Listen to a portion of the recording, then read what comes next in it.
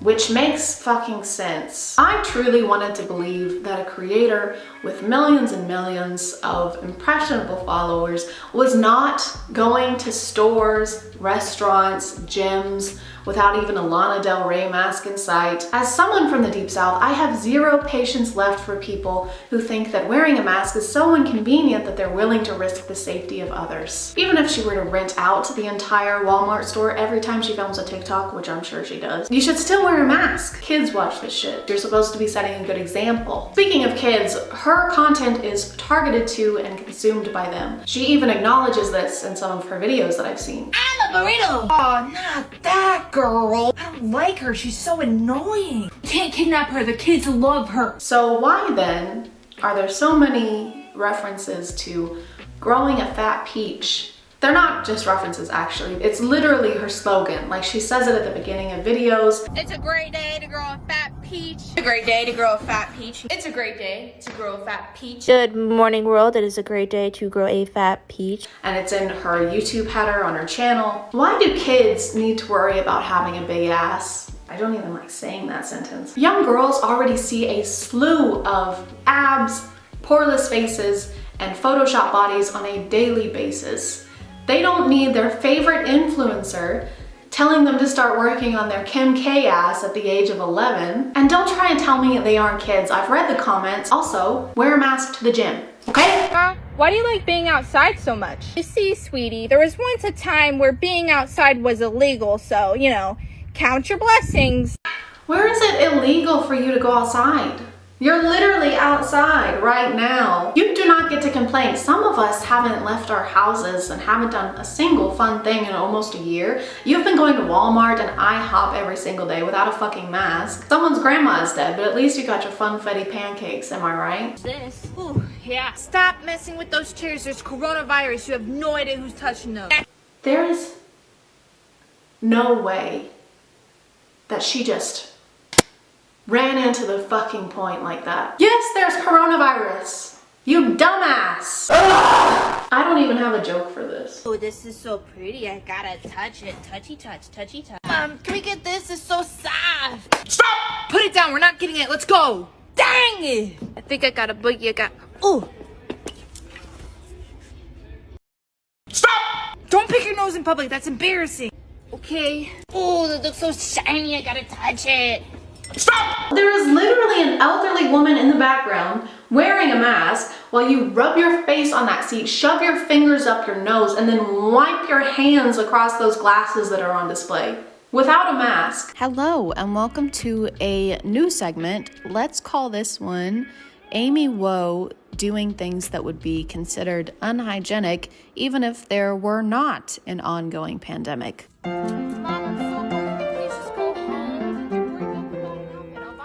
Really? Okay. You're not leaving. You should have came. Dang it. I'm just gonna sit right here. Don't sit on the floor.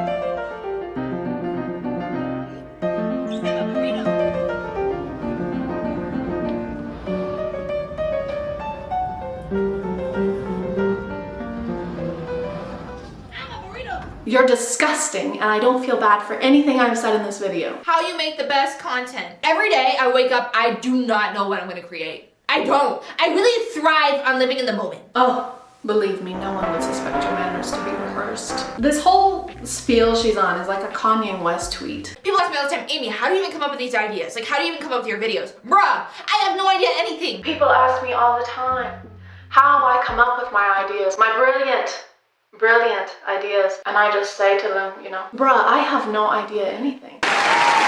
Chicken nuggets or chicken strip. I really like nuggies and I really like tendies, but here's the thing. If I do not consume at least one tendy every single day of my life, it's not a good day. Why are you you talking so loud, bruh? Also, close your eyes and tell me you wouldn't think this is Lele Pons. Except even Lele wears a mask. You know you're doing something wrong when I can compare you to Lele Pons and you come out the runner-up. I was gonna try and make this video a little longer than my other ones, but I honestly can't stomach watching any more of this trash. I'm sorry if this video became less about cringe and more about, oh wow, this person is legitimately a piece of shit. But yeah, I wish this person didn't have over 11 million followers on their platform of mostly kids, so they never get called out for anything. If you are still here, thank you so much for watching. I appreciate you clicking on my video out of all the videos that are on here, and I will see you next time. Okay, bye.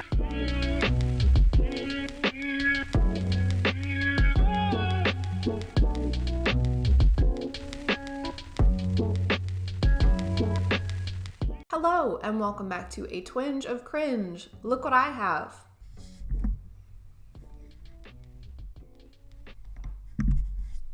It's a mic. My office is kind of empty, so if the audio still sounds a little echoey, let me know. I might have to get wall panels or something like that. I'm also sitting down because I was recording for 2.5 hours for the last video I did, and my feet broke. So I don't know what your expectations are as far as posture, but if I were you, I'd keep them very, very low. I'm trying to find a way where I can upload more than one video a week, so I'm doing more of like a reactionary kind of video today. Is that a word? Reactionary? Whatever, if it is or if it's not, that's what we're doing today. You know what I mean. So today I'm gonna watch some 123Go videos. If you don't know who 123Go is, they are owned and operated by the same people who run 5 Minute Crafts. They are dumb, they are pointless, and they somehow get millions and billions of views. Say what you will about them, but they really know how to clickbait people. Right off the bat, there's just a lot of color. I don't think I've ever met a person who watches these videos voluntarily. Oh, hold on a second. David's coming here now? But I'm with Betty. Gorgeous, perfect hair and makeup Betty. Okay, I get it. So, Resin Earrings over here is in love with Betty, obviously. And she doesn't want this David person to come and ruin her date because she's gonna make a move. Got it. No one wants their boyfriends around that. Oh. Never mind. Please, can you just be ugly for once? Fine. Only 'cause you're my bestie. Gonna need a hoodie for this one. There we go. Okay, really crazy brows. And the finishing touch.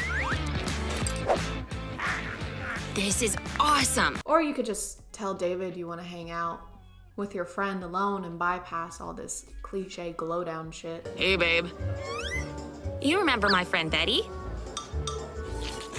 Whoa, is that even a human? Are those glasses? Is that even a human? If you're a woman and you wear a hoodie to lunch, you're a failure, he says as he shows up to lunch wearing a hoodie and a backwards flat bill hat. The absolute peak of male fashion, I might add. What a beautiful day to chat with a girlfriend.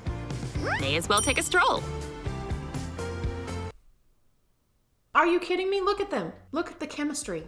I ship them. They have way more chemistry than Resin Earrings and Flat Bill Jimmy did over there. Unless you're a girl yourself, you have no idea how awkward things can get. Can you think of any other less savory situations girls get themselves into? As a girl, I have not encountered a single one of these situations, ever. But I appreciate the thought, I guess. 75, 76. Great! I'd better organize all this cash. One of my favorite things about these videos is how they don't bother to get a different narrator for the dudes. So it's just the same lady, but she just makes her voice. She's like, better organize all this cash. Like, that's the best dude voice you can do. I can do a better dude voice than that. Hold on. Now, how do I... My leg... Let's see here. 95. Where'd you get all that cash, Kevin? Who has cash nowadays? Unless you're... 96. Want to see something funny? Stick some double-sided tape to your buddy's butt. pull off the backing. So here you go. Grab some double-sided tape. You know double-sided tape. What do you mean you don't have double-sided tape? Everybody has double-sided tape. Fucking loser. And then gently caress your friend's ass while you stick the tape to them. And don't worry, they won't feel it because then the prank wouldn't work. Hey, Kevin. Why'd Kevin sit down on his money like that? Like he's trying to hide it. It's almost like you got that money in a nefarious way, Kevin. Yeah? I changed my mind. That was weird. Like this home prank? Just wait till you see the rest. I'll take this. Dude, she just heisted his ass. Literally. How's this? Kevin? Seriously? Now what? Now let's enhance your look a little. Buck her up, Buttercup. Gotta document this. The group chat's gonna eat this alive. Where was this even taken? No! Ha ha ha ha ha ha. It's funny because he's a man and she's putting makeup on him. As if this man was not already wearing concealer, at least 2 coats of a full coverage foundation and a setting powder. Also, I think a little bronzer, but I'm less sure about that. The truck was coming toward me. I kept honking my horn, but it didn't matter. And that's when Lily... Oh, this is so annoying. Whoa, is that Lily's phone? I can't believe she's not on it. I'm gonna teach her the lesson of a lifetime. This phone's about to be garbage. Lay the cover down flat like this. Then, with a mallet, start smashing. Don't worry, it's just plastic. Hey kids, wanna play a super sick prank on your friends? Destroy their property. Don't worry, it's not actually their property, it's their less important property. Destroy it. I dropped your phone. What? Are you sure that's my phone? It just slipped out of my hands. Oh, man. Wait, hold on. Do I have a meat cleaver? Hold on, wait. Pretend this is a meat cleaver. It just slipped out of my hands. It just slipped out of my hands, Lily. It was obviously an accident. Jesus. This ought to shut him up. Hey there.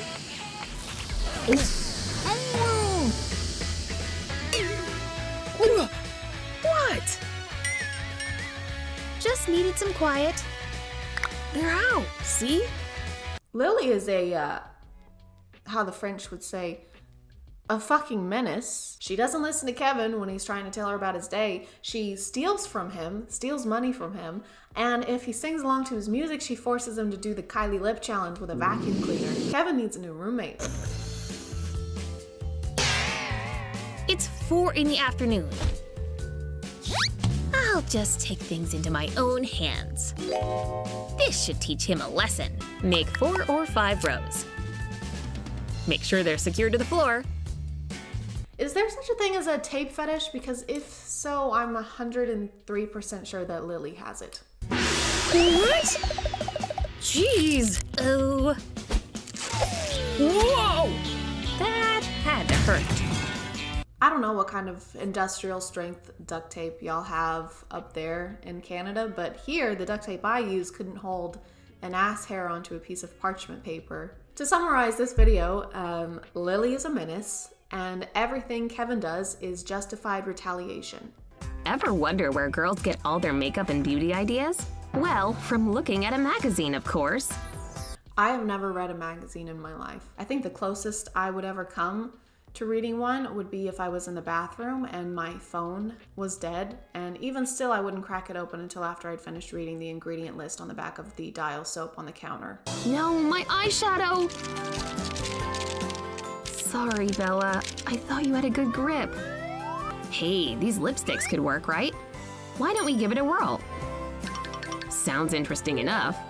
If you're in a bind and don't have all your makeup available, try using some of your lipstick as eyeshadow and dab it onto the outer edge of your lid. Actually, do not do this. I don't know much about makeup ingredients, but I seem to remember hearing something about why you shouldn't use lipstick on your eyes, especially red lipstick. I think there's a dye or a certain chemical in there that's especially not good for you, but I'm gonna leave that to Research Chad to figure out and explain to us. It's only an hour until Bella's big birthday bash. You'd better hurry up with those balloons, Lana. You're running out of time. Oh gosh, what happened to my makeup sponge? It looks like you wiped your ass with it and then rubbed it in dryer lint. Hey, here's your deflated balloon. I wonder if I could use this thing as a makeshift sponge. Start blending it in with gentle pats. Hey, that doesn't look half bad. Instead of washing your beauty blender or refraining from using it to wipe your ass, just use one of the balloons you have laying around for your birthday party. What do you mean you don't have a birthday? It's not your birthday? Oh no. Well, this hack is really convenient, but only on one day out of the year. But on the day that it is, on the day you can use it, it's stellar. Oh, my blush wore off. I look so pale and splotchy. Yeah, you basically look like a vampire. I'll just pop on a little blush and all will be better. Did I seriously forget to put it in here? I can't even believe you. Lana, you might as well go home because no one wants to look at your hideous, blushless face for the rest of the night. Pucker up and put your freshly painted lips onto a paper napkin like this. Press the mark to your cheek like this. There you go. Wow, that really does look like you're wearing real blush. See the difference? No. Hey, Lana, that looks exactly the same. Looks like Justin's stuck at home studying on a Saturday again. Hey man, wanna go shoot some hoops? Whatever. Aw, poor guy. He's never gonna get through all this in time to play. Now it's time to bring this bad boy into the mix. Catch this one, buddy! Whoa! Justin didn't think he was sitting in the splash zone, did he? Hey, is your friend studying too hard? Do you want to help relieve some of the stress they're feeling? Well, destroy their property. Fully ruin their homework so they have to start over again. Problem solved. That'll be $29.99. Yes, that's right. Watching this commercial will cost $29.99. But wait! Call within the next 5 minutes and you can watch this twice for the same cost of $20. Kevin's asleep. Turns out makeup can be used lots of ways. Oh, okay. We're gonna put more makeup on Kevin. Huh? What happened? I don't know why you guys are acting so weird. Phew, my hair still looks good. What's all over my face? Oh. Destroy your friend's self-confidence. I'm just gonna close this computer very slowly. Put makeup on him. Justin's gonna be in for a rude awakening in a couple minutes. Don't laugh, Kevin, you wake him up. And now we just have to wait for the magic to happen. And that time is now. Don't laugh, Kevin. You'll wake Justin up. All right, now it's time to wake Justin up. Yes! Ooh, man, that had to hurt. I think I've met my limit of how much brain-eating content I can watch today, so I'm gonna end it there. If you are still here, thank you so much for watching. I appreciate you clicking on my video out of all the videos that are on here, and I will see you next time. Okay, bye.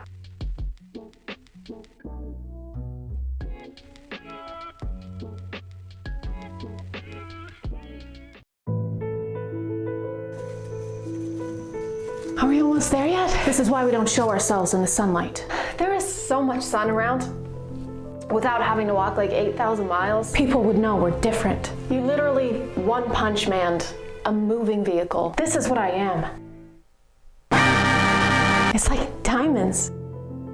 Or honey. I mean, diamonds, sure, but I don't know if it looks like. This video is sponsored by Honey. Honey is the #1 shopping tool in America that automatically searches the internet for promo codes and discounts so that you don't have to. Instead, you can spend that time rewatching the Twilight series and reminiscing about when your biggest problem in life was Jacob cutting his hair. Because why did you do that, Stephanie? Why? When available, Honey finds discounts of 18% on average. For example, if I wanted to buy this Edward doll, which I do, I really do, 18% off the current listing price would save you over $15. One of my favorite things about Honey is that if there isn't a big enough discount available, you can add the item to your list and they'll notify you if there's a price drop. All you have to do is click Add to Drop List and wait for Honey to do all the work. And I will wait for you, Edward. I will. But Twilight-related treasures aren't the only thing Honey can save you money on. Honey can be used on most of the sites you're probably already using for clothes, shoes, and even video games. So you can enjoy free savings and get that little boost of serotonin from watching the price go down, courtesy of Honey. It only takes a few clicks to add Honey to your browser. Use the link in my description, joinhoney.com/ChadChad, click Add Extension, then wham bam, thank you ma'am, you have access to the internet's most convenient shopping assistant. Thank you for listening, and thank you to Honey for sponsoring this video. You better hang on tight, Spider Monkey. Hey guys, and welcome back to... My name is ChadChad. Not really. And I was not allowed to watch Twilight when it came out. Did this lead to a deep obsession with the entire franchise due to my unhealthily curious mind? No, why would you think that it did that? Because it didn't. I'm not saying that Twilight is at the root of every modern day vampire obsession. I'm just saying that it probably is, because you can't tell me that the period where middle schoolers were drawing bite marks on their neck and pretending their Minute Maid fruit punch was blood didn't cause just a little bit of a shift in our timeline. Rule number 1 of TikTok vampires: if your girlfriend has injured herself, do not show concern at all. Oh, also smirk. That's not just like vampire TikToks, that's just TikTok in general. Smirk at everything. Girlfriend breaking up with you, failing a class, parents in the hospital. Sadly though. So I'm not sure if his girlfriend is aware of his vampire-ness. Vampiricalness. Good. I'm glad we did that. If she is, does she want him to kill her? Or because she has to know how this stuff works, right? Hello, my vampire boyfriend who has an animalistic reaction to blood that will probably lead to you killing me. Look at this cut on my stomach. It has blood. I've taken note of the blood on your stomach, and you are correct. I will now be killing you. As long as your smirk is the last thing I look upon, I die a contented woman.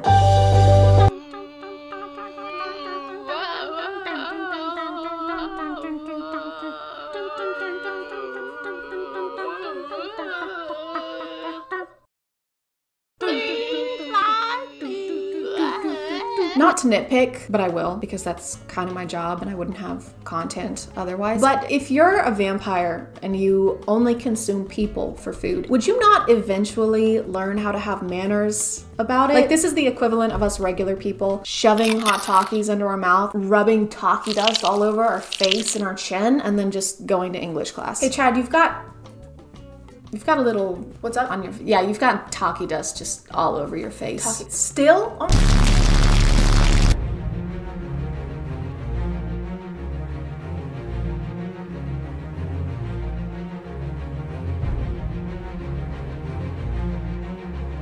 What is that? What's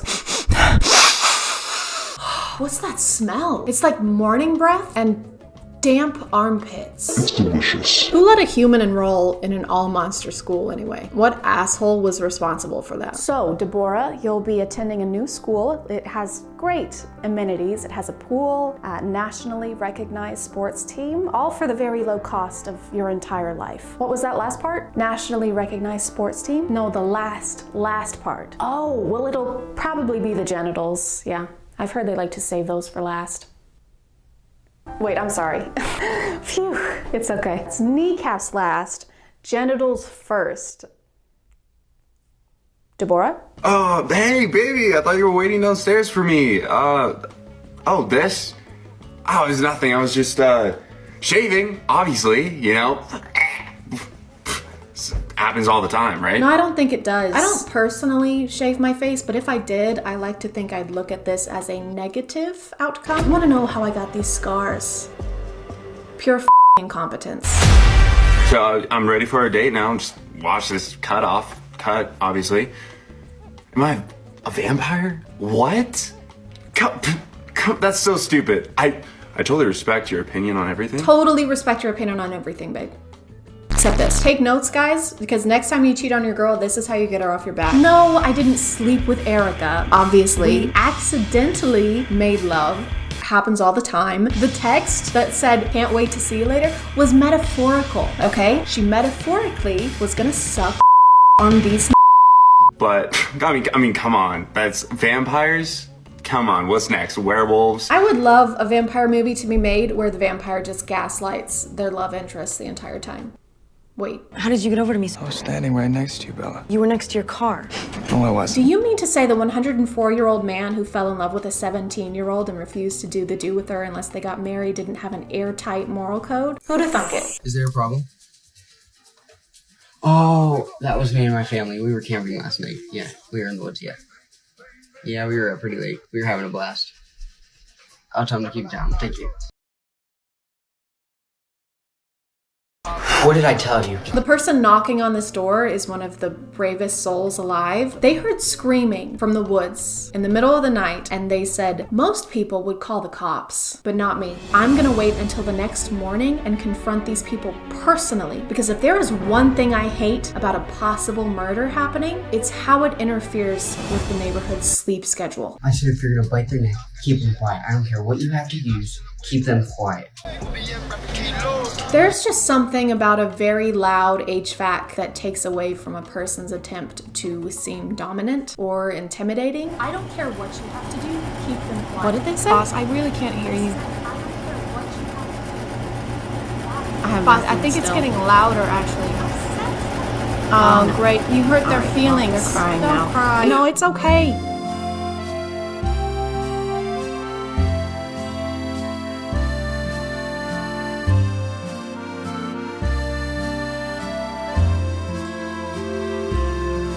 I am begging y'all to never stop putting yourselves in 6 times speed. This is the best thing I've seen in weeks. I will be starting a petition to have all romance movies follow this format. Miss Bennett, Mr. Darcy, I trust your family is in. Quiet, Mr. Darcy, and kiss me, you fool.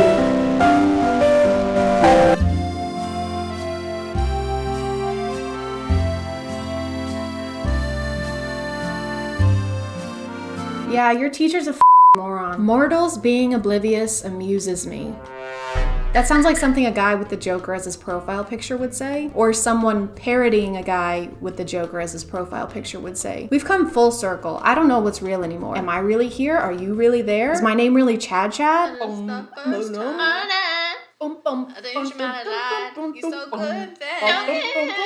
Just don't know why. I love how most of these portray vampires as these sexy, irresistible beings. I mean, of course they do, thanks to Stephanie and the Vampire Diaries. But it's particularly funny to me considering how the folklore of vampires probably started. Like, it was probably just a bunch of people in the olden days desperate for some food and vitamins, so they had to resort to sipping the old human fruit punch. Mule, thou mother is dead. No, yes. Now fetch the salt. Please, let me at least say goodbye. Of course. Merciful God, Agatharius has died. Fetch the garlic. Betzius, thou knowest how deathly allergic I am to garlic. Cast it aside, I never wish to look upon it again. Forgive me, Lord Jacobius. Thy garlic hath killed Sir Meatsback. I decree garlic to be the most dangerous of vegetables. Jedediah Sariah, write that down. Of course, sir. And tell thy children and thy children's children of how evil garlic hath been to us. Immediately, sir. Shall we prepare Meatsback for dinner? How durst thou? His flesh hath been tainted by the garlic. I am the lowest of low, sir. By the garlic. Sir, Bethesmiel's mother and Agatharius. They live. It was just a quick bout of the plague, sir. Nothing we can't handle. Looks like meat's back on the menu, boys. I'm gonna call it there, guys. If you want to follow me on other stuff, that's my Instagram, that's my Twitter. I don't usually plug that stuff, but I'm close to getting 10,000 followers on Instagram, and then I have the feature where I can tell you to swipe up, which would make me feel important. Thank you for subscribing, and if you are still here, thank you so much for watching. I appreciate you clicking on my video out of all the videos that are on here, and I'll see you next time. Okay, bye.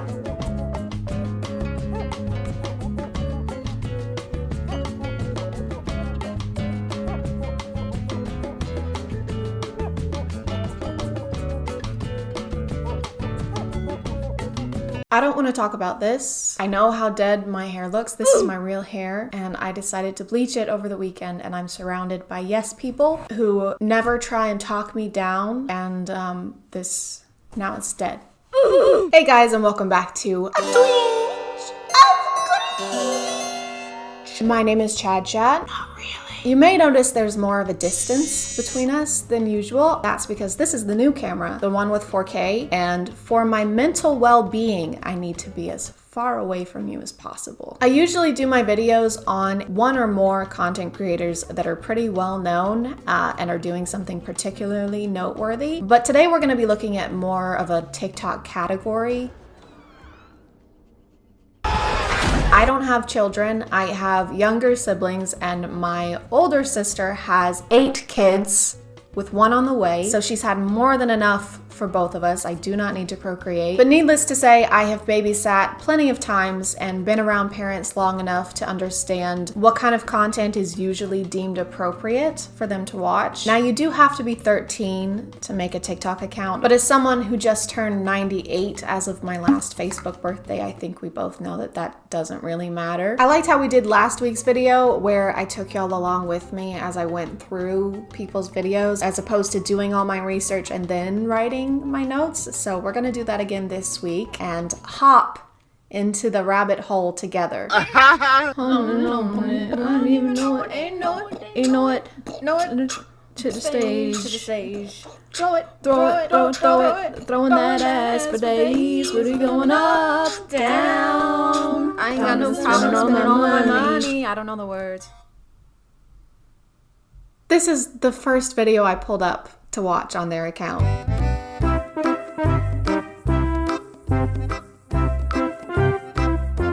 This page is called Tito Lizardo, and I just want to point out how unassuming it looks. The characters remind me of that app with the cat that had cameras in its eyes that was spying on people. I think it was Angela.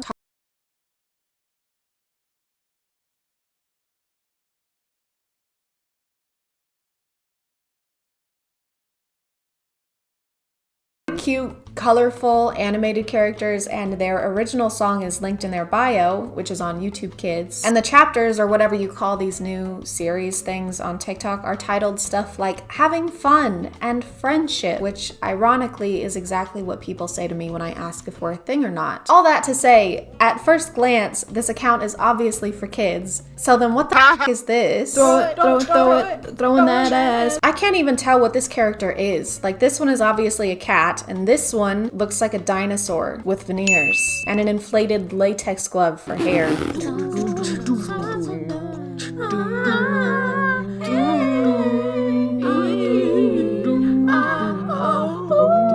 Do I know vowels? Do you know vowels? You're a cat. Why is there a smirk emoji here? Do you know vowels?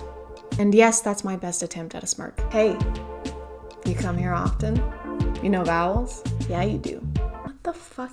My camera died here, and I only have 1 battery, so I ended up waiting for hours for it to recharge, and I ended up eating dinner and doing 3 loads of laundry because I have ADHD. It's hours later. Okay, so I went to their YouTube channel, and the music they released is in Spanish, so that might explain why they use the music that they use. But it doesn't really explain the animated ass groping between the 2 characters. You get the idea though. Their whole page is just them doing TikTok dances to popular sounds and using hashtags to make sure they reach their target audience. If you've seen one, you've seen them all, except you haven't seen them all. Thankfully. I probably have, because I have to screen record all these and scroll to the bottom of the page. Their page led me to this one, which is mostly a toy review channel, except almost every video is an ad read. See this fun video? Well, what if I told you we could make it better with the Funimate app? Actually, they're not ad reads. You know how in toy commercials or websites targeted towards kids, they'll have some kind of disclaimer like ask a parent for help, or make sure to have a parent or a legal guardian around when downloading this app or going to this website. Fuck that. What is this? The Middle Ages? No, we're gonna show the kids step by step how to download and then make purchases within the app. I want a new doll! Well, I've got just the app for that. First you click on shop. Let's find the doll! I want this one! Let's see what it looks like in real life. We do this by pressing grab AR. It looks like so much fun, let's buy it. We do that by pressing view details and then just buy product. So they can do it by themselves, no supervision needed. So Gabby's sitting just right there. We're gonna prank her.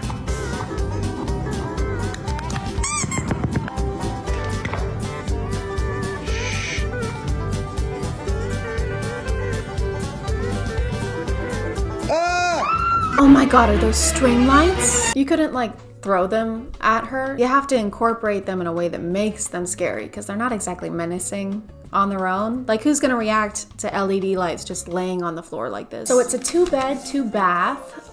The roof was just redone. I think it would fit your family perfect. It seems perfect. How quickly can we close? Oh, soon, very soon. Just one tiny thing I have to disclose. The previous owner did die in the house.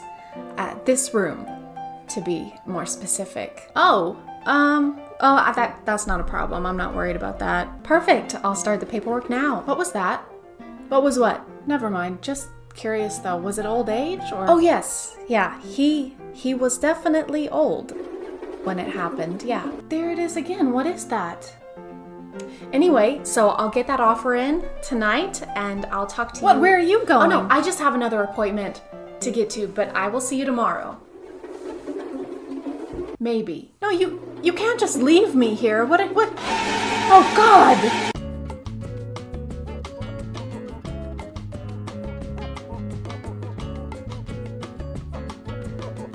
It's time to prank my girlfriend with the legendary poo prank with not one, but 2 poos! So, all we need for this is 2 of these disgusting poos, some barbecue sauce, and let's not forget about the toilet. We'll start by placing the first poo on the toilet, because we didn't make it. Then the second poo is gonna go open this door! To make it extra realistic, we have to put barbecue sauce everywhere! Yeah, it was really important to put the barbecue sauce on there. They didn't look gross enough on their own. Oh my God, he smudges it everywhere. What is it with TikTokers and putting disgusting shit on toilets? In this case, literally. Now we just leave a disgusting handprint. It's ready. Now let's call her in. Gabby, come here. I didn't make it to the toilet. What is this? It is well. This is bad. I'm definitely putting a warning on this one. I should have put a warning on my last video with the toilet TikTok, but I didn't think to. I'm sorry. Definitely gonna put one on here though, because this actually made me nauseous. This is just so much worse, in my opinion. Gabby, come here. I didn't make it to the toilet. This is a pointless critique, but who comes running like this to the words, "Babe, I didn't make it to the toilet"? And what do you want me to do about it? You're on your own. I'm not going in there. I might throw cleaning supplies at you from across the room before I leave, but that's only if I'm feeling generous that day. Oh, no. This laugh sound from TikTok, this one, triggers my fight or flight response. Every time I hear it, my entire body winces in emotional pain. You can always tell how unfunny a TikTok is gonna be when you hear this sound.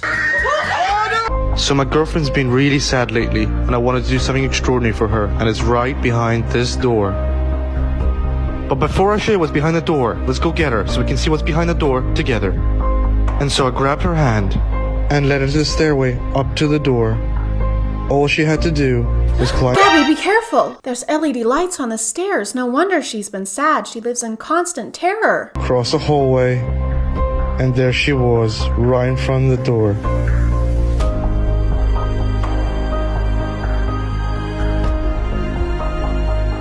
I love the camera angle changes. It doesn't break my immersion at all. Okay, Gabby, open this door. There's a surprise for you. For me? Door, okay? Okay, wait, let me open the door so that I can get a shot of your first real reaction. Sure, yeah. Okay. I just saw everything in there. What do you mean? I mean, I just saw everything in the surprise. I just saw the surprise. Yeah, Gabby, you help me set it up. Now get in there and act like our relationship is perfect for clout. It's just strange to me how literally anyone can up and decide they want to make content for kids online. Most of the people I make my videos on do have a younger audience, but these people are actually marketing themselves exclusively to children. Like, they aren't making content that can be argued that it's for any other audience. What is she doing? Gabby, what are you doing? Just listen to some music. Which headphones are you using to listen to the music? These ones. The white ones? Try the black ones. They're magical and they change your voice. Here. Oh, the sound with Charlie D'Amelio. Good morning, it's Charlie, and I decided I'm going to be vlogging today. You want headphones that sound so good that they make you sound like anything you want? Go on our profile and click this link here. And use code 15GabbyFaye to get an incredible discount. There's definitely a disconnect, I think, between the older generations and these newer social media apps like TikTok. My parents are technically baby boomers, and they had my little brother when they were in their 50s. So it'll be hard sometimes for them to see like animated characters and cutesy animals and see anything other than something that's been made for kids. I have another brother who is one of the most reckless, irresponsible people I know, and he has a TikTok account. The thought that he could tomorrow decide that he's gonna start making content towards kids and make money off of it is a nightmare. I'm not saying he would do anything creepy, but would he teach a bunch of 9-year-olds how to make a firework out of a red Solo cup and a tampon? Yeah. Yes, he would. Should he be able to do that? Probably not. I can't handle watching any more of this stuff today, so I'm gonna call it there. Thank you for subscribing, and if you are still here, thank you so much for watching. I appreciate you clicking on my video out of all the videos that are on here, and I'll see you next time. Okay, bye.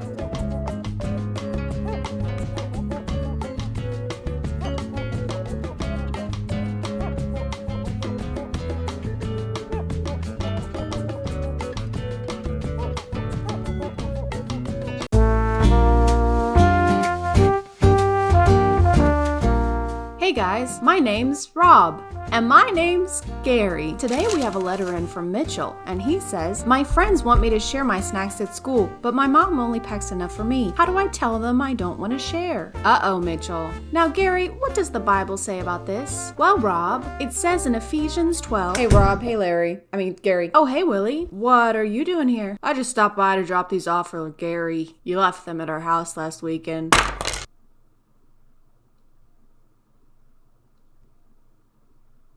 Oh, and this, and this, and this, and this. Thanks, Willie, but you could have brought him to my house. Nah, that's okay, I was in the neighborhood. So how's Evelyn? Good!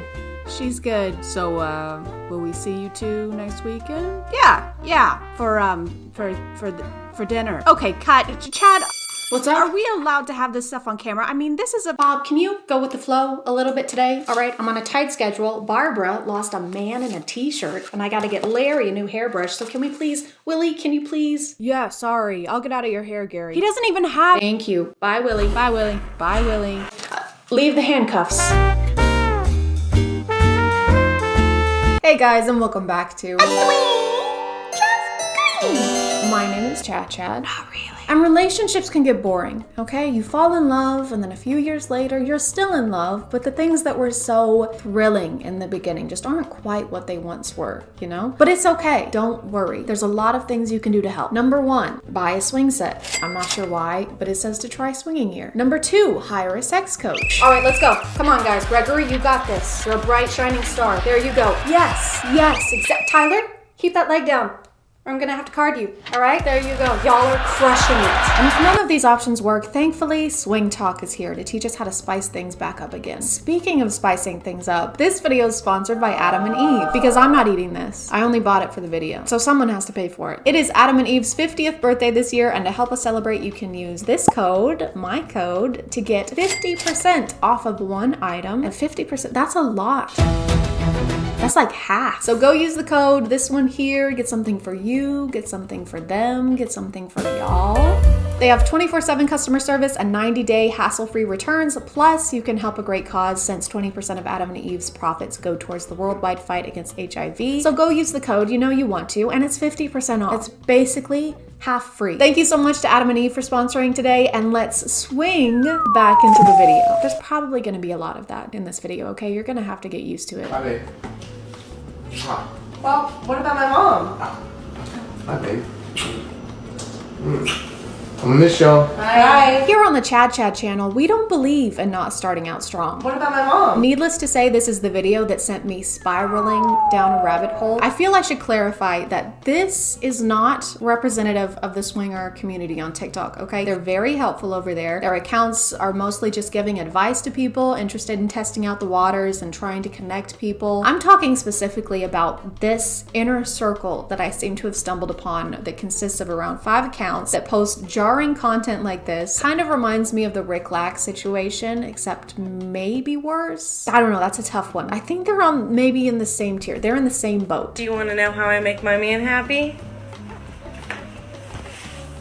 I let him play with my mom. Yeah, I'm that kind of wife. Like any TikTok community, they have trends that will get popular and they'll each post their own version of something. But these accounts seem to only have 2 or 3 trends that they really latch onto. And unfortunately, this is one of them. You want to know how I keep my man happy? I let him play with my mom. This is not actually her mom, by the way. I feel like I should go ahead and clear that up for y'all. They're not actually related, but I personally like how unimaginative they are with these. Like her and her mom are standing in front of the oven just f***ing with a towel. Hey, what super interesting thing should we pretend to do while you say goodbye to us? Oh, well, you could be brainstorming on how to make content that actually takes effort instead of baiting people into thinking we're in a relationship. That sounds like a lot of work. Let's just fail to fold a towel. You know what? That's a great idea. Let's do that. You want to know how I keep my man happy? I let him play with my babysitter. Aren't most babysitters like high schoolers or young college students? Yeah, I'm that kind of wife. You're what kind of wife? The kind that's going to prison? She looks incredibly uncomfortable here. Please blink if you're in danger. This looks less like a sensual interaction and more like one you would have with a family member you're not comfortable with who's trying to tickle you. Oh, you're no, so Aunt Michelle, I'm not. Oh I'm not my ticklish, God, you've so- grown so much. I said stop, Michelle. Yeah, I'm that kind of wife. I love how she says that. Like, that's the kind of wife we should all be striving to be. Like, you and your spouse, you can do whatever you want. That's fine. But it's also fine if you would prefer your spouse to not grope at a woman like he's gonna skin her for Cruella de Vil. You know what makes me such a shitty wife? I cheated on him with our babysitter. Like, for real? No, Hunter, nothing is for real, okay? Keep up. We need you at the top of your game, all right? Blonde is my mom, the redhead is my cousin, and the brunette is our prisoner. I mean, babysitter. But can you imagine this being the way someone tells you they cheated on you? I don't know what my reaction would be, but I'm pretty sure his is too tame. You want to know why I'm the most horrible, awful, disgusting wife on the planet? Because I killed his best friend. What? For real? Yup, took a big old silly goofy axe and walloped his head right off. You're a monster. Yeah, I'm that kind of wife. Another trend that I saw frequently is one where they will awkwardly plan a get-together, and that's it. That's the TikTok. Hey babe, what do you want for dinner tonight? You want to invite over Jason tonight? Yes! And Chloe? Of course. Do you think they'll like chicken? Everybody likes chicken. You hear that, vegans? Sorry, but you're gonna have to eat chicken now. Everyone loves chicken. Alright, make the call, babe. I guess I just don't understand why this, out of all things, became a trend, because nothing noteworthy is happening. This is just someone's Friday evening. I can maybe understand staging a dinner where you're hanging out with Jason and Chloe, but to stage the planning of the dinner, like, I don't even want to listen to dinner plans when I'm going to be eating the dinner. So for creativity, I'm gonna give it a 4 out of 10. It could be a solid 6 if you pointed the camera at the TV and let us watch Hotel Transylvania instead. You can't get rid of me. I'm not going nowhere. I'm not going nowhere. Oh. Wow. So you cheated on your partner multiple times, I'm assuming, and they wanted to leave the relationship, but you instead convinced him to be swingers. I'm not saying gaslighting had to be involved in that process, but there has to have been gaslighting involved in that process. I mean, come on. Also, why is she saying this like she's proud of it? Like, she couldn't stop cheating on her partner, but she convinced him to stay. Like, it's an achievement. The only achievement she has is a cheat. Stop, I wrote that at 3 a.m. And I vow to love you and cherish you in the monogamous relationship we've mutually committed to, and then breach those vows and publicly post about it on the internet. That was beautiful, baby. In sickness and in coercion. Yeah. Oh, I was patient. I can scream that we made it. Yeah, you made it. Made him become swingers with you. If it takes you years to convince someone to do something, breaking news, they don't want to do it. I legitimately do not understand why you would use this for TikTok clout. This is like trying to sell cupcakes and then bragging about how you like to shit in cupcakes. You want to know how I keep my man happy? Not really. You want to know how I keep my man happy? Not really. You want to know how I keep my man happy? Not really. Can someone please find these 5 accounts a new trend to latch onto for the next 6 months, because this is getting out of hand. I'm going to adopt this method of content creation. I'm just gonna repost this video over and over again, but I'll be wearing a different shirt and kissing my mom. So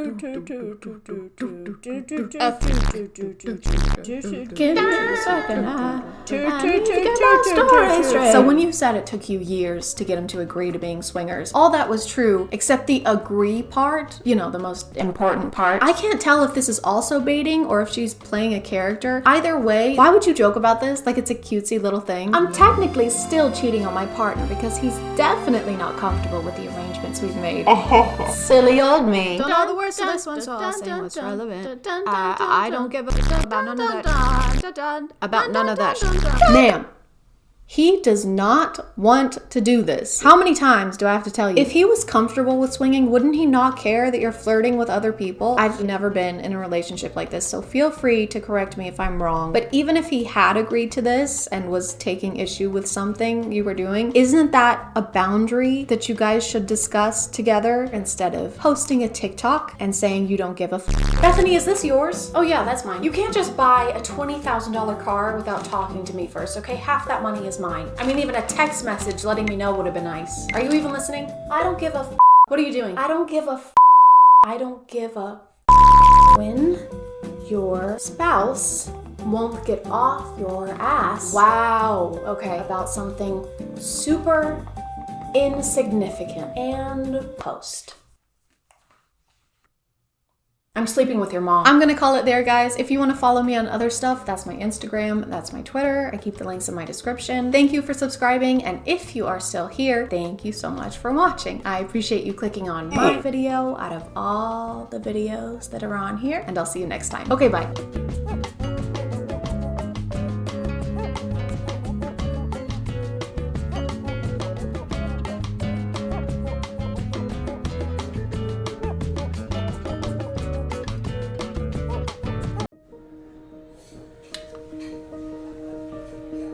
Here you are, sir. 1 macchiato, no espresso, no steamed milk, and no foam. Yes, great. Thank you. Excuse me? Excuse me? Yeah? Yeah, so you look really poor, and I'm not vibing with that, so could you hurry it up? I'm sorry. Yeah, it's really affecting me emotionally how without money you seem to be. Hey, don't talk to him like that. Why not? Because it's not right. Yes! Thank you. Because he could be super rich. Wait, what? No way. Look at him. Don't judge people based on appearance, okay? He may look like a stupid, disgusting, smelly, poor person, but he could actually be a billionaire. Oh my god, you're right. I'm so sorry, sir. You're a billionaire? Can I just have my drink, please? Answer the question. Okay, but first, just real quick. What is it?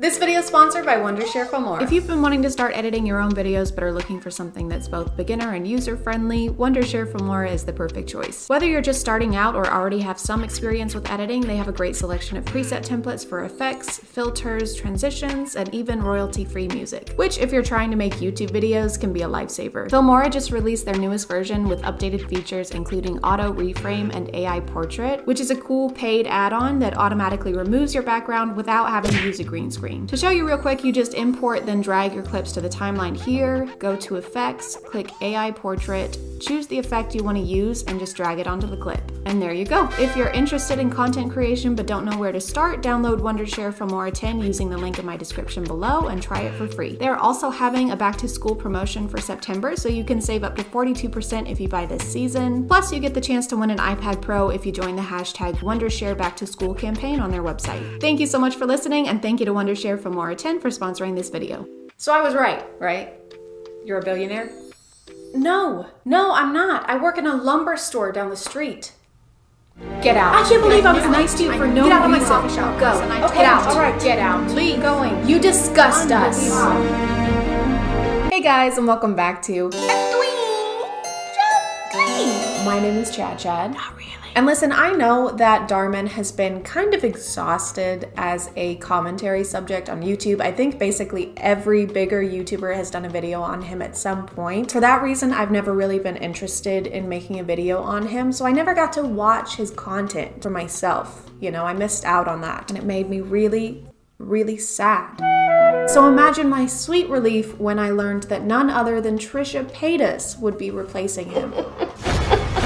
Filling that deep void in my heart. If you're not up to date, Trisha Paytas has been in some controversy recently. I know it's shocking if you need to pause the video to deal with that information. I totally understand. Hey, it's post-filming, Chad. I just realized that I forgot to mention while I was recording that before I watched these TikToks or planned on making this video, I thought Trisha only went by they, them pronouns. But then when I went to their TikTok profile, I saw that she also goes by she, her. So if you hear me use those to refer to Trisha during this video, I just didn't want anybody to think that I'm being an asshole. Okay, all right, thank you. Love you, bye. I never watched the Frenemies podcast, so I can't really tell you what happened there. All I can tell you is that they left the podcast and people seem to be a little upset over it. Now whenever I see any of Trisha's TikToks, the comments are almost entirely negative and demanding an apology on behalf of Ethan, the other person from the podcast, which makes me think that this is like a business move where they're like, hey, stop talking about this over here, this not good thing that I did. And look, what's that over there, this that I'm doing right now, this crazy weird thing. Isn't that crazy? Only talk about this from now on. Excuse me. Excuse me. Yeah. Okay, I'm sorry to stop this so quickly. He's already looking at you. Why are you yelling excuse me at him while he's standing directly in front of you and making eye contact? Excuse me. Excuse me. Yes. Excuse me. Yes, how can I help you? Excuse me. Hi, I asked for butter. This is plain. Oh, I'm so sorry. Let me fix this for you. What are you doing? I asked for butter. Don't dump it out. Health code violation. This is how you know no one involved in the production of this has worked in the food service. You can't take popcorn from someone else's hands and put it back in with the rest of the popcorn. You have no idea what they did with that while they had it. They could have shoved their hand in between their ass cheeks and then sprinkled cubes on the kernels. It only takes like 10 seconds max to do that. Don't ask me how I know that. Don't ask me any questions about what I just said. Do you even speak English? I make it fresh. I make new one for you. Fine, whatever. What country are you even from? Oh, I'm actually from... Can you go faster? The quietness of this set is off-putting to me. Like, I know that this is just someone's basement with a black backdrop and a single popcorn machine, but you still need to sell me on this, okay? You need an obnoxiously loud TV playing the same 3 previews on repeat, a kid crying because they couldn't get the $24 Skittles, a mom and dad crying because they have a kid who cries over not getting $24 Skittles, the sound of a car as the mom and dad leave the kid behind at the movie theater. Hey, Greg. Yeah, I've been wanting to see You Don't Know the Blowhorn for this long too, but this guy literally is from a foreign country, doesn't even know popcorn. Is it almost finished? Yes, so sorry.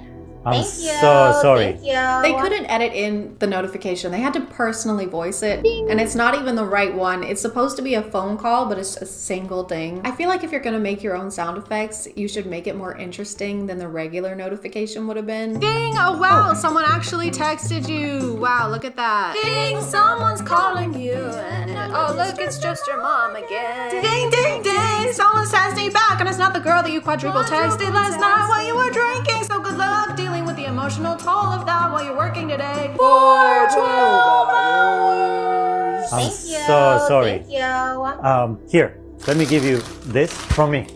I'm so sorry. From you? Does your manager know you're stealing? Oh, look what you made me do. Why did you even hand me all that food?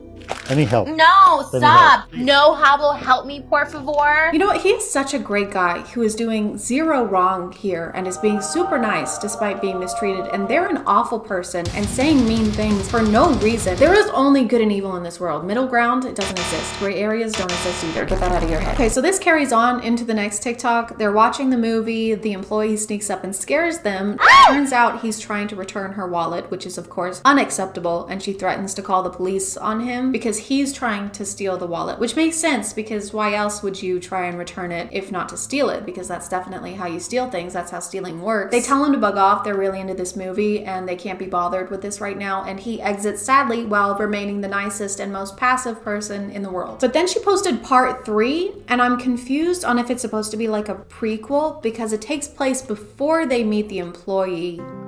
A new Robbie Hart movie? I have to call all my friends. We are going tonight. Ding. Yeah, it's so crazy they made a sequel. I can't wait to see it.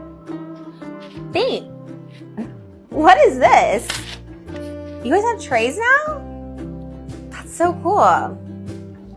Did they not have trays before? How were they serving nachos in the theater? I wouldn't know. I'm too broke to eat theater food. I take the cheese and the chips from home actually, and I put them in a tampon box in my purse in case I get peckish. It's actually really nice because then you can shake the box and get a nice even coating on all the chips. Plus the discreet packaging is great and it's leak proof. Oh my god, these trays are genius. Nothing spills.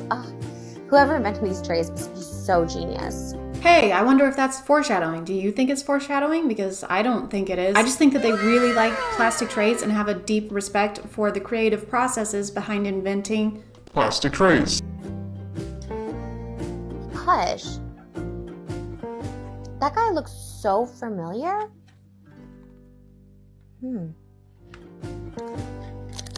I'm really confused.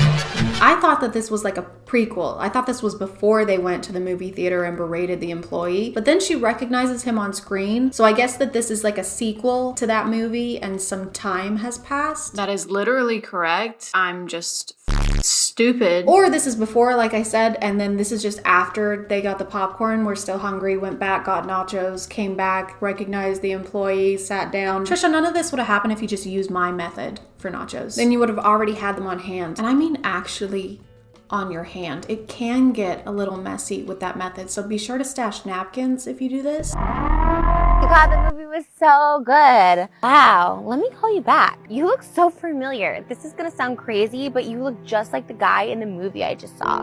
Oh, let me guess. You don't know the Blowhunt too? Yes, it is you! Robbie Hart, he wanted somebody with authenticity. So when he came to my job, he saw me working there and he got me for this role. Work? You have a job? Well, you know, I just did it for research. Research on what? I just got these samples. You stole those! No, wait, I invented this. He needed to research by actually working at a movie theater so that he could invent plastic trays. He had to witness the atrocities of nacho cheese spills firsthand. There was no other way. One can't really describe that, you know? That feeling of nacho cheese spilling onto your favorite pair. I'm sorry. I'm sorry. I can't. You're gonna have to see for yourself.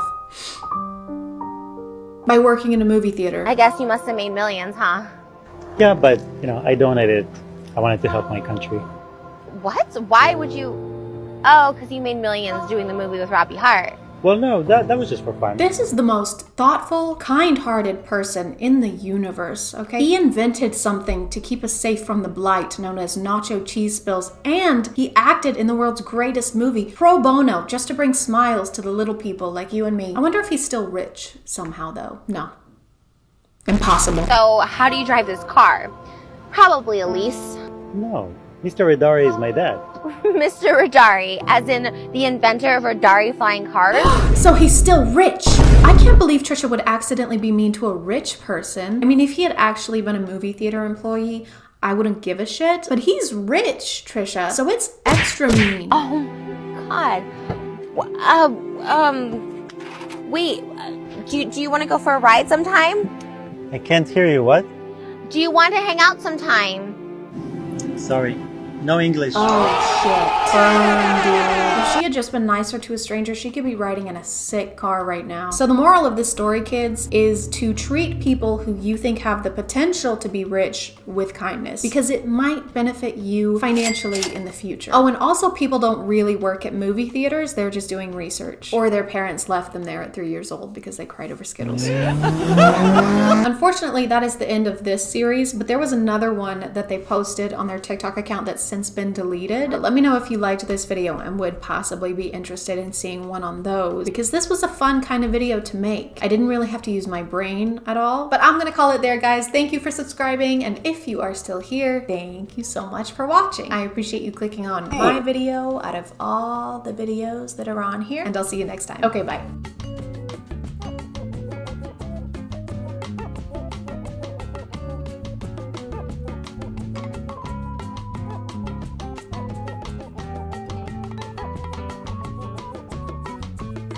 Hey guys, and welcome back to A Twinge of Cringe. My name is ChadChad. Not really. And it's almost Halloween, so I want to talk about something spooky. I want to talk about something horrifying, bone-chilling. I would like to pee in my pants. And the other day, I was thinking, and it hit me.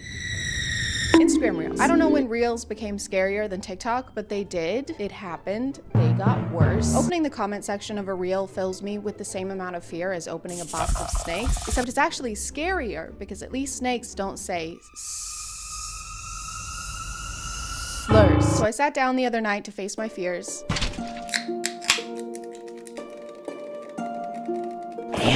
There were some patterns. A lot of the reels I found were traditional housewife core. I used to really be into politics, but now I just relax while my husband tells me what to think. I just love the implication that thinking is too stressful for women. Like having too many thoughts at once will overload us. So what's your favorite color?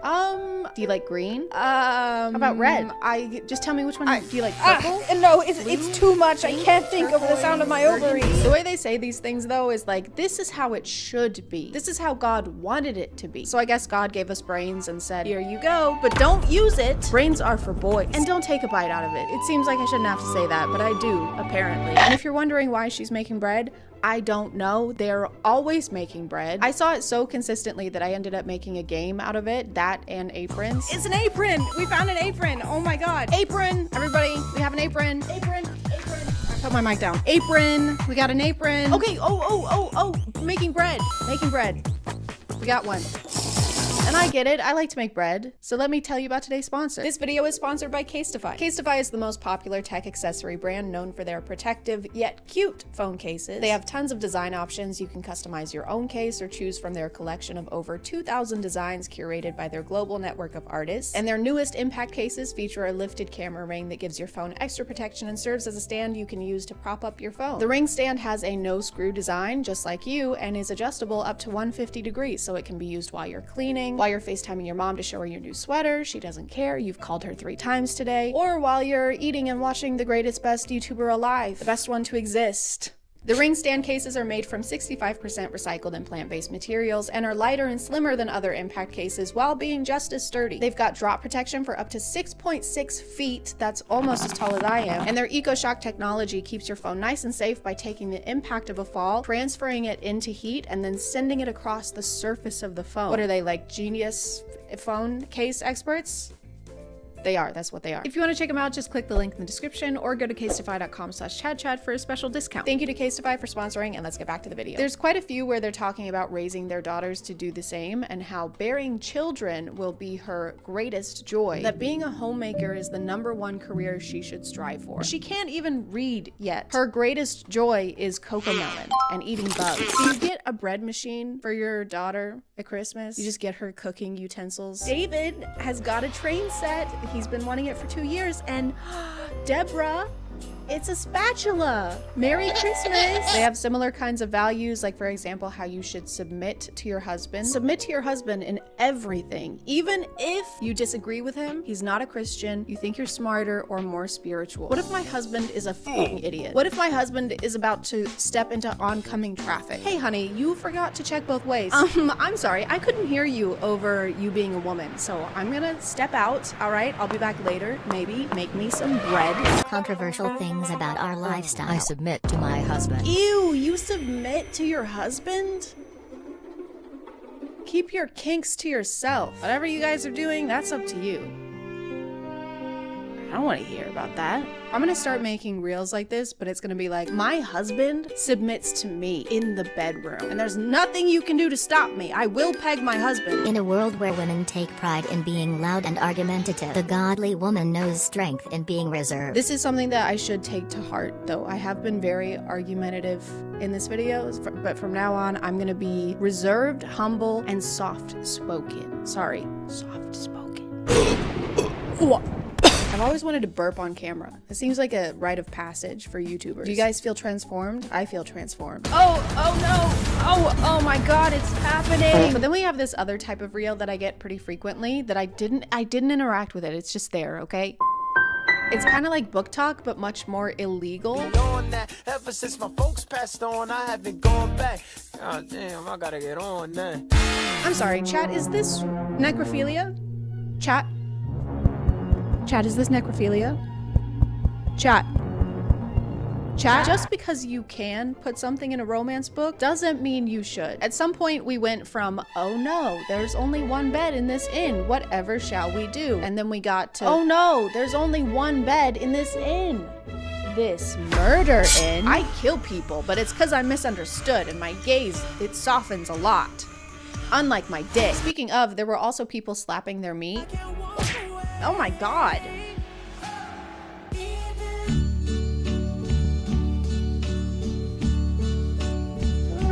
I don't know if it's just the different algorithms, but Reels seem to have a lot more gross food videos. Who needs an ice cream sandwich when you can just stick a huge block of butter in the freezer? Careful not to break a tooth. What?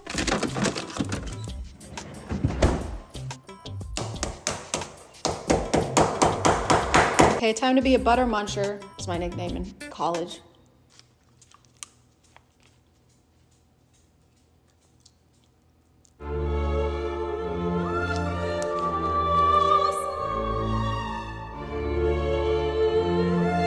I can't swallow that. I didn't think it would be good, but I thought it would be a little butter. Yes, there were times.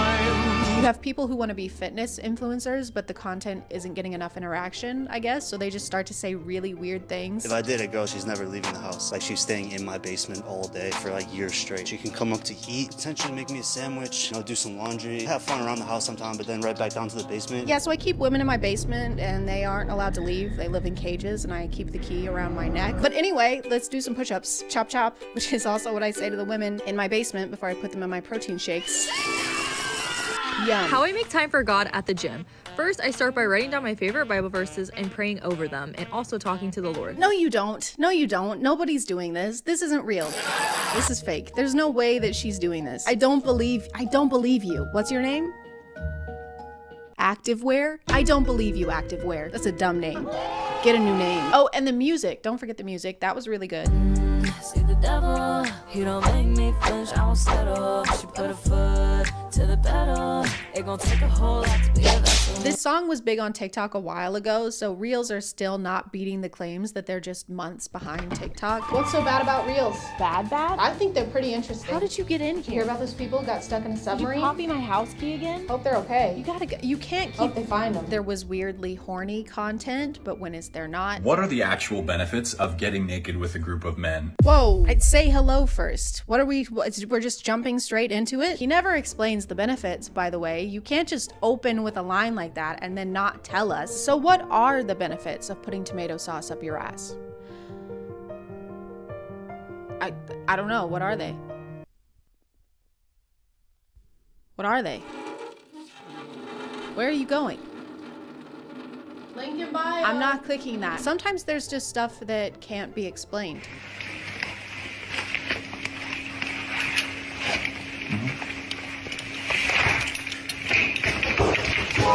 Cause when you do that thing right there, flipping your hair, baby, I swear, I don't think you know what you're doing to me. When he's the 5 C's, Christian, country, cowboy, conservative, confident. Are these in the order of importance? Like, is the most important is being Christian and the least important is being confident? So it's okay if he's a little anxious, but only if he's a cowboy. Yeehaw! I guess. Is that okay? Giddy up. If that's okay with you. And of course, we can't escape street interviews. Those just can't be avoided anywhere on any corner of the internet. What's your age? 19. 29. I like them young. Perfect age gap for a relationship. Why? Well, see, when they're 19, you can train them. They're very young, so, you know, you can influence them and train them to be the perfect woman for you. He's admitting to the bad reasons of why he's doing what he's doing. If you sound like you're describing a puppy while talking about your relationship, do not have that relationship. Perhaps do not do that. Why does he stand at an angle? He stands like there's a really strong breeze. So yeah, anyway, like I was saying, I love grooming people. So I feel pretty spooked. I think that these really did the trick and were not a treat at all. What was that? My power is on. What was that? What the fuck?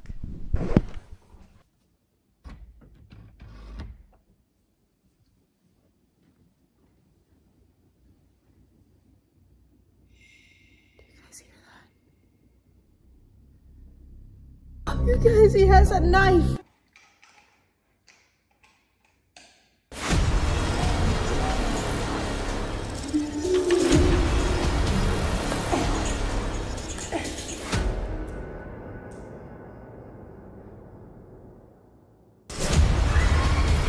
I'm gonna call it there, guys. Thank you for subscribing, and if you are still here, thank you so much for watching. I appreciate you clicking on my video out of all the videos that are on here, and I'll see you next time. Okay, bye. Ooh, okay, bye.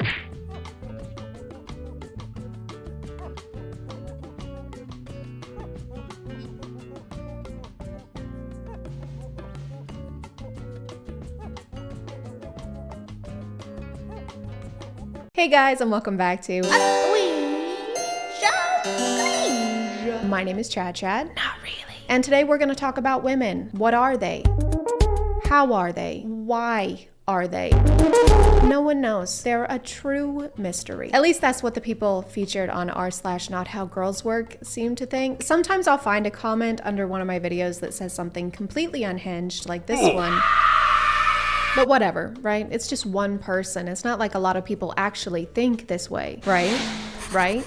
Am I right? This is basically just a catalog of people making wild claims and obviously not knowing how women or relationships work. But you know who does know how to make a relationship work? Is Adam and Eve. So what a coincidence that they're the sponsor of today's video. That's crazy. Adam and Eve recently celebrated their 50th anniversary of being America's most trusted source for fun things that you can use for fun times, whether you're having fun by yourself or with someone else. They have 24/7 customer service and 90-day hassle-free returns, plus 20% of their profit goes towards fighting the spread of HIV. You can check them out at adamandeve.com and be sure to use my code CHAD for 50% off of one item, plus you get free shipping in the US and Canada. Thank you to Adam and Eve for sponsoring today, and let's get back to the video. Men, this is why you don't allow women to go away for girls' weekends. It's the same reason I don't park my McLaren in a shit neighborhood for a weekend. Who the f is McLaren? She sounds hideous. You are creating the circumstances for bad things to happen. It's called holding frame in the relationship.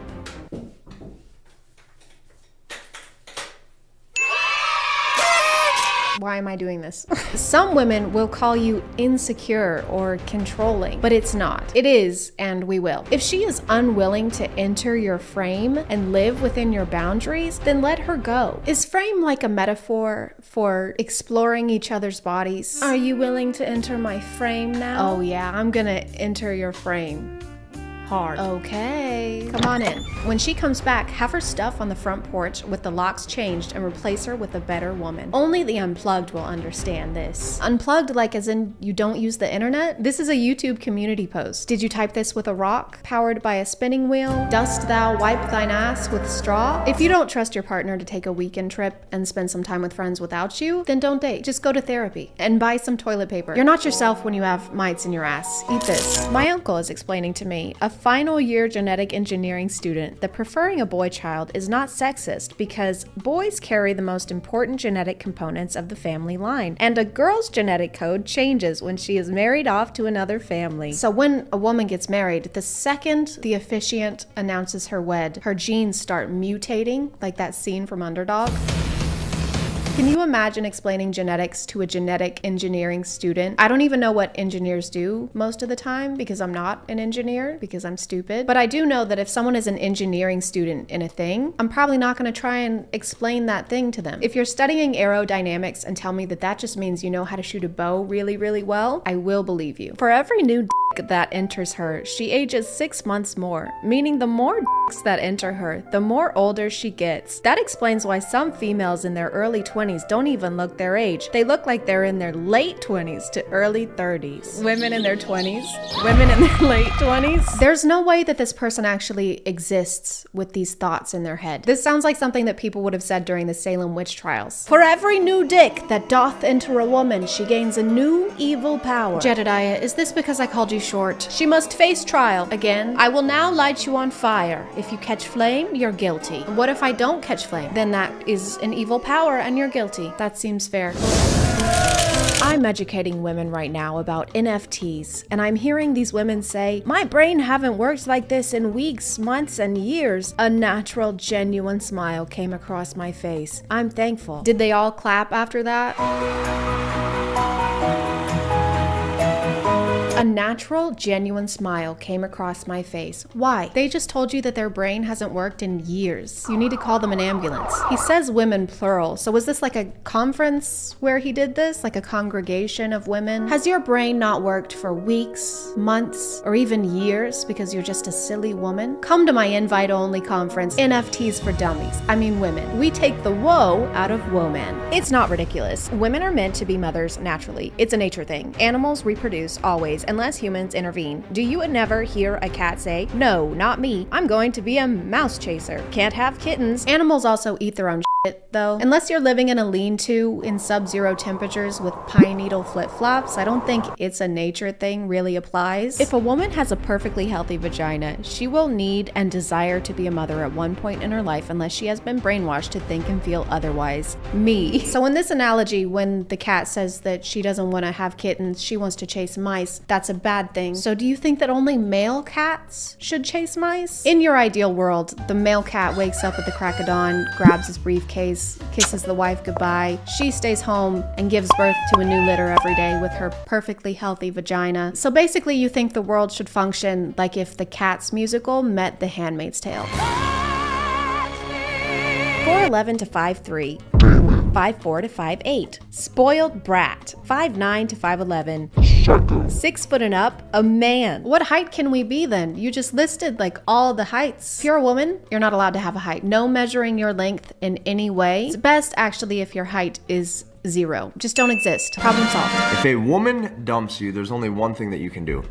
All you can do is you just need to look at her and you say, okay. She instantly second guesses herself. What she's hoping, she's praying for, what she actually thinks happen is that you will get in a reactive state and you will get emotional. I don't know what it is with these self-proclaimed experts or like the people from the Girl Facts video that I did, but their solution to everything is just don't listen to women because they don't know what they want. You know what they want better than they know what they want, so just do whatever you want them to want. For many times, this is a massive test, and when you pass this test by just saying, okay, all right, leave then, when you're able to do that, I have watched women break down in tears and say, I was just kidding, I was just testing, I'm sorry. You should say okay if a woman says she wants to break up with you, because it means she wants to break up with you, and not that she's testing you in most cases. This kind of sounds like someone in 7th grade trying to convince me that they broke up with their girlfriend and not the other way around. I mean, I broke up with her, you know. Oh, I'm so sorry. She did say she wanted to break up with me first. Oh, okay. But it was just a test. I mean, she didn't really want to break up with me. So you guys are back together? No. When you're able to just look a woman dead in the eyes and you just say the words, okay, this shows massive strength. This shows massive strength. It's just saying okay, because not a lot of people can actually say that. It's a rare thing. Someone help! There's a massive monster about to crush the Empire State Building again.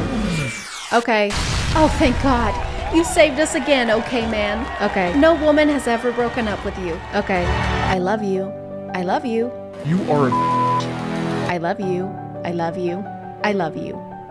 Bitch. Theory confirmed. No matter how many times you say I love you to a woman, she will always see the bad things. Wow, this is incredibly profound. I like how they say theory confirmed, like they had developed a hypothesis before they started this conversation. Or was this a cover-up, like she made them mad and this was supposed to be a discreet way of getting back at her? I love you? Oh, you're the love of my life? You complete me? I fucking hate you, and I want to spend eternity by your side. Excuse me? See, this is why I never say nice things to you. There's a lot of science jargon here, which is strange because most of these people seem like they've never cracked a book. I think it's because they don't have any personal experience with these things, so they try to convince everyone they know what they're talking about by using really complicated words. So as opposed to saying something like women are sluts, they plug it into thesaurus.com. Not to pontificate, but the female gender and their promiscuous habits are irregardlessly taking away from their pulchritudinous appeal. This ubiquitous cacophony must be supercalifragilistically-expialidocious. Men, women are always evaluating your masculinity like a radar sending waves. They are observing you, even from a distance, as to what kind of man you are. Play along to your advantage. This one's actually true. Women are all beluga whales and use echolocation to find mates. This one's masculinity is mid.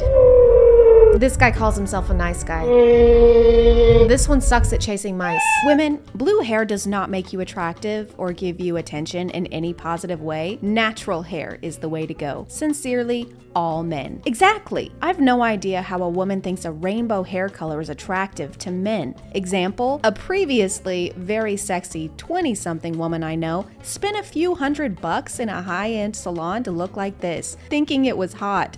Many women don't understand male sexual attraction. I don't know why so many people in this thread are against dyed hair. There's another one here. Not all women are attracted to men, and not every choice is made with the sole purpose of attracting men. Even if it was, I don't think that women with colored hair would date someone who tells them it's unattractive. That's usually not a good sign of compatibility. It's like they think women wake up in the mornings and our first thought is, how can I attract as many men as possible today? Today I woke up and went for a stroll in the forest. No husband will want a wife who wastes time on things like social media and education. I took a shower and got ready for my studies in child rearing and bread kneading. No makeup, of course, except for concealer, foundation, setting powder, neutral eyeshadow, blush, lip tint, mascara, and setting spray. Natural beauty only. Then I read for a short time and waited for my future husband to find me. Didst thou say short? Oh no, I said I read. She must face trial.